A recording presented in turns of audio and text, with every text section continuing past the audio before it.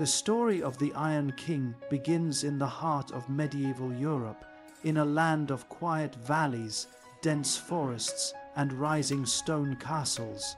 Bohemia, a kingdom both old and restless, stood between powerful realms, each of them ambitious, each of them hungry, each of them watching. The Holy Roman Empire pressed from the west, Hungary from the east, Poland from the north, and the Alpine duchies from the south.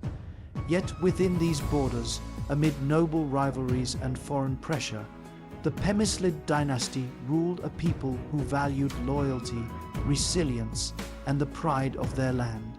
Ottokar, the prince destined to become the Iron King, grew up in a world where power was uncertain and crowns were never secure.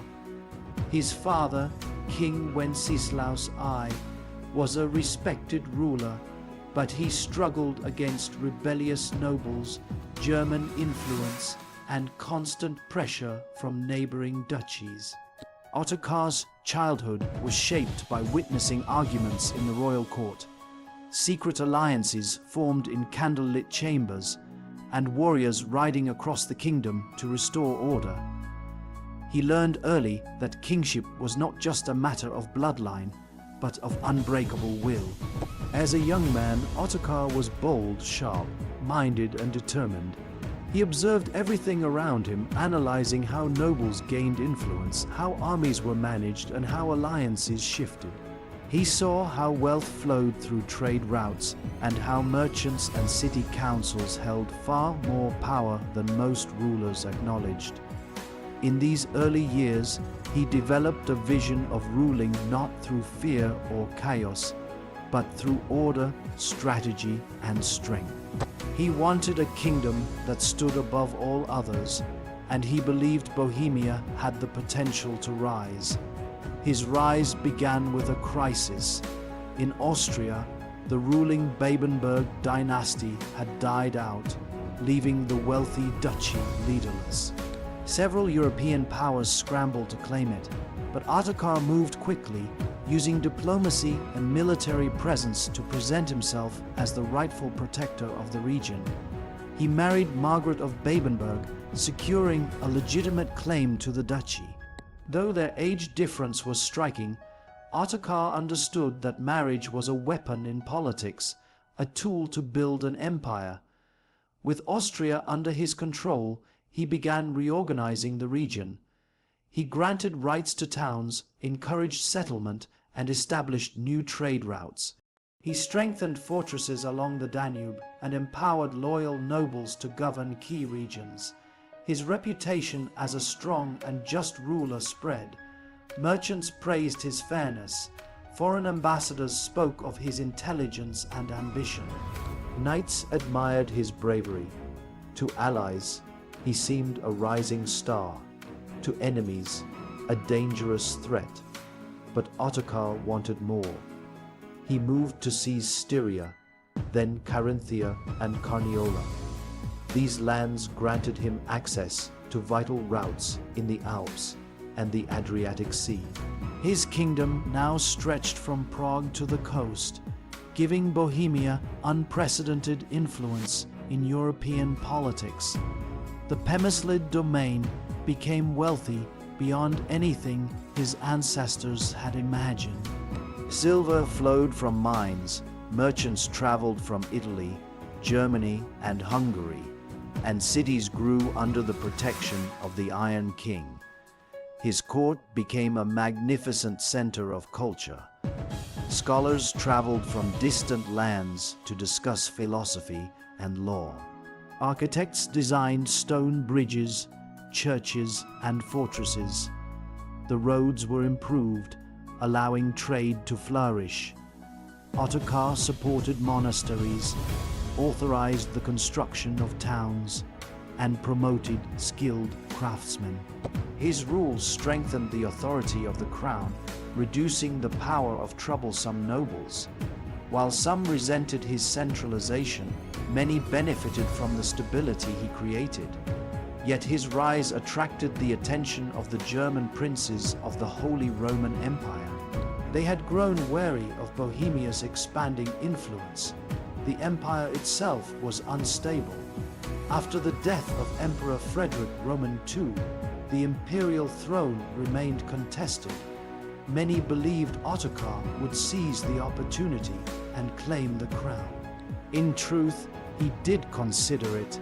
He had the wealth, the lands, and the prestige, but his ambition alarmed the princes, who feared he would become too powerful, too dominant, and beyond their control. When the time came to choose a new king of the Romans, the princes refused to elect Ottokar. Instead, they chose Rudolf of Habsburg, a relatively unknown count from a minor noble house. The decision shocked Europe.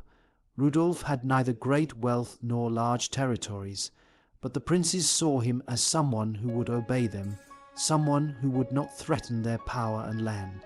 Ottokar refused to recognize him. He did not believe Rudolf had the legitimacy or authority to rule the empire. The rivalry began quietly.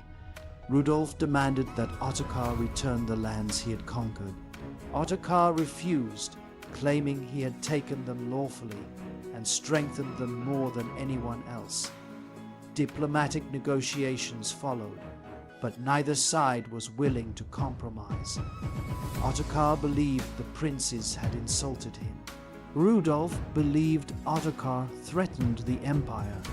He declared the Iron King an outlaw and prepared for war.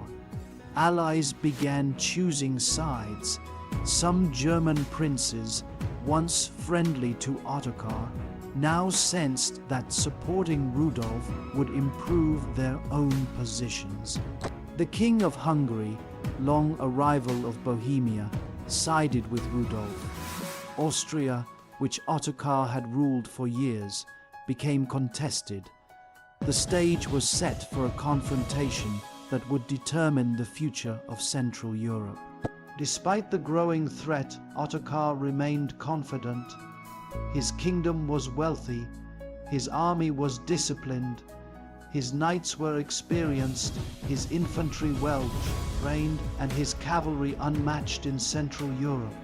He believed he could crush Rudolf quickly and restore his dominance.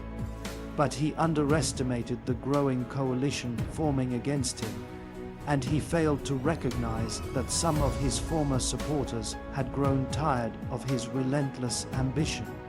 War erupted.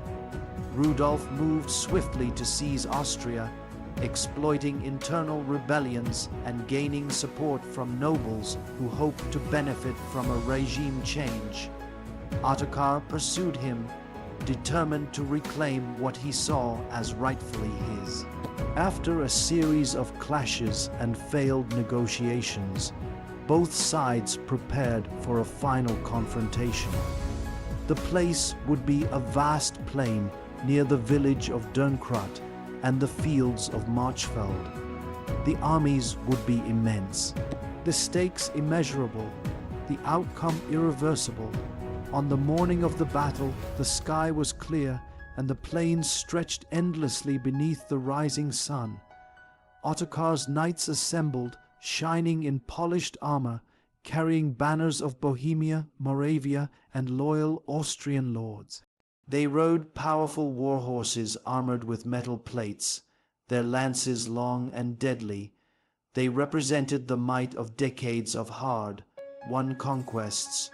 Rudolf's forces gathered on the opposite side. His army was diverse, with German knights, Hungarian light cavalry, and contingents from allied princes. Among them were the legendary Hungarian horse archers, swift riders capable of attacking at great distances with frightening accuracy. They were lightly armored, quick, and nearly impossible to catch. Rudolf himself stood among his knights, determined to prove that he was worthy of the imperial crown.